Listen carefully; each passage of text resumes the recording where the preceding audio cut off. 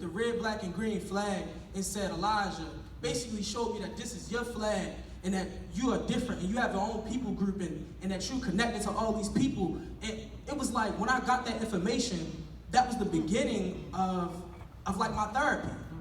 Because now I was chasing after something, I was searching for something, and it became like dope, you know what I mean? And some of us get lost in that area, you know what I mean? Get lost in the history and the culture because it is so therapeutic.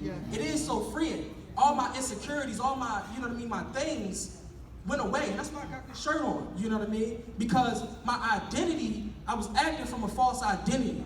I wanted to be a real nigga so bad, you know what I mean? For real. You know what I mean? And I wanted to follow all the things that would allow me to stay a real nigga. You know what I mean? I'm not snitching. I got no value for women. You know what I mean? I want to be a drug dealer. And when I was growing up, it was, that's when the Bloods and the Crips and Purple City Bird Gang was hot. You know what I'm saying? I wanted to be one of them. I wanted to be a 12 o'clock boy. I wanted to be something that I wasn't so bad.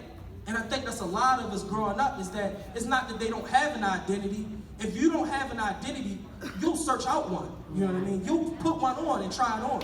And so until I got a true identity, until I start learning who I am and start acting on what I know, after figuring out who I am, acting like an African, being an African, not just learning it, that's when the healing came for me. And when I introduce other people into it, you know what I mean, the healing comes for them also. Because a lot of us are just lost and angry because we lost. Or a lot of us is trying to be stuff that we really not, you know what I mean?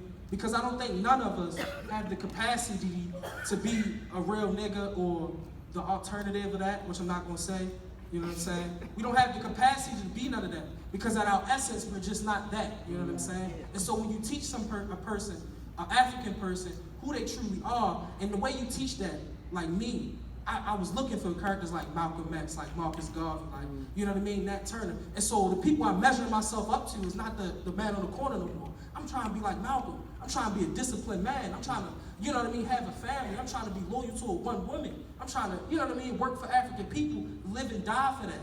So once you give them a different view of manhood and a different view of womanhood based on those that's from the past, then they can act accordingly, and the healing comes from that. That's what I believe.